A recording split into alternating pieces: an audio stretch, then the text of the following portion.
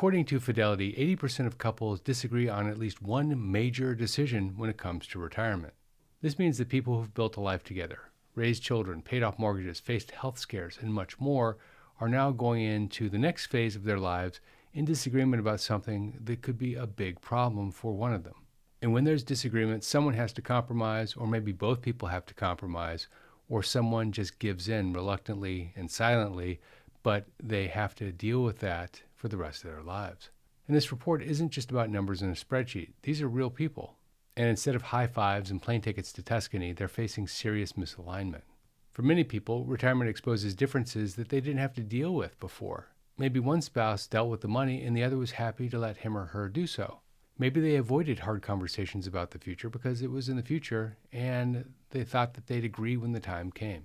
But the future is here, and those conversations matter more than ever now. If you're feeling this in your relationship, I want you to know you're not alone. In order to understand what we're going to talk about, we need to understand a little bit about the information. Fidelity conducted a couples and money survey of 1,713 couples. That's 3,426 individuals who were either married or in long-term committed relationships.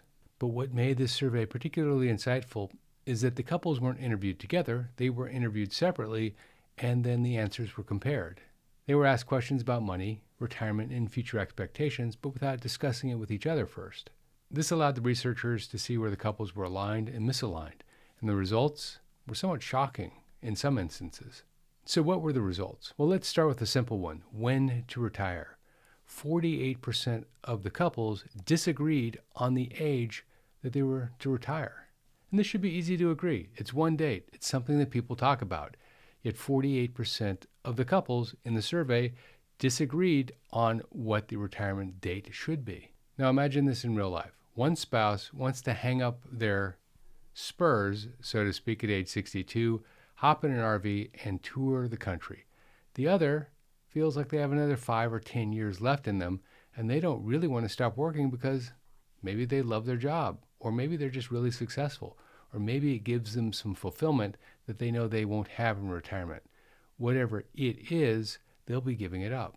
And we're not talking about different schedules, we're talking about a different identity. The early retiree might feel guilty.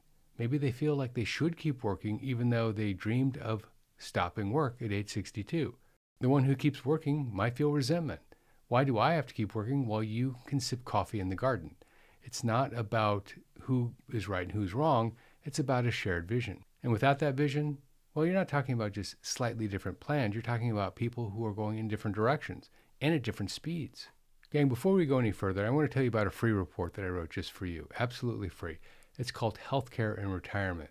I wrote it for people going into retirement who have maybe forgot about the fact that they still need to pay for healthcare once they enter retirement, and they're not 65, so they don't qualify for Medicare. This report, called Healthcare and Retirement, is absolutely free to you. It covers your options before 65, meaning before Medicare, and your options once you reach 65. If you'd like the Healthcare and Retirement report, go to hollyschmidt.com/free report, enter your email address, and it will be sent to you instantly. You'll also receive occasional tips, tricks, and in-depth information about retirement about once a week. All right, back to the video. Disagreement number 2 is how much to save for retirement. Fidelity found that 51% of couples disagree on how much they need to save for retirement. Over half the couples going into retirement disagree on how much they should have in savings and investments, of course. And let's be clear, this is the foundational question. It determines how long you'll work, where you invest your money, how you'll spend your money in retirement, and your retirement lifestyle. When couples are misaligned on this, bad things happen. One person may want to take big investment risks to catch up, while the other wants to play it safe and not risk what they've built. Everyday decisions become a debate. Should we buy the new car? Should we take a vacation? Should we help the grandkids with college? If one partner thinks that they're on track and the other thinks that they're behind, every spending decision becomes a negotiation. And it undermines trust. If you can't agree on the destination, how can you agree on the route?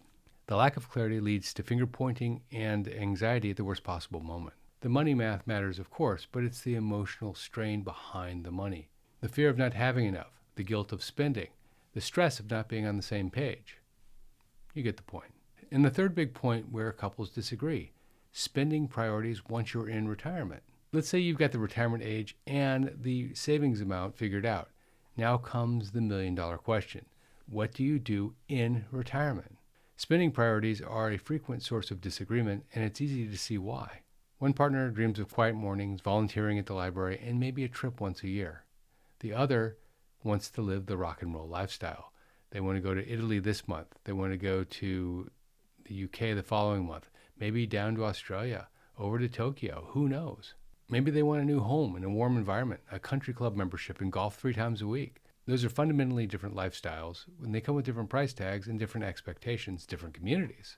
It's not a matter of compromising on dinner plans, it's how you define yourself in retirement. Who are we now that we're no longer defined by our careers? If that vision isn't shared, or at least understood, retirement becomes less of a reward and more of a reckoning. Now, I know that this can be a bit overwhelming, but here's the good part. The data supports the fact that communication can solve a lot of these problems.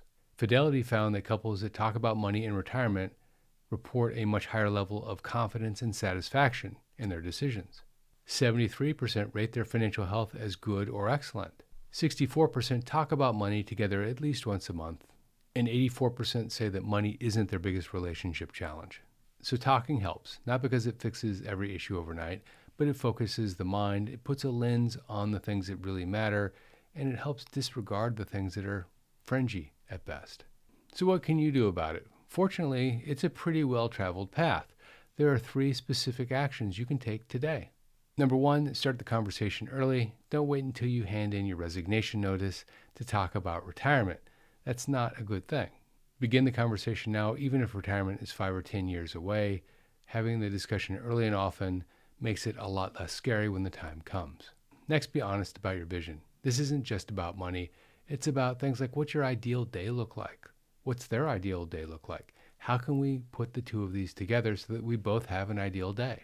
Next, build a plan together. Whether you work with a financial planner or you have a DIY approach, a shared plan makes everything a lot less scary.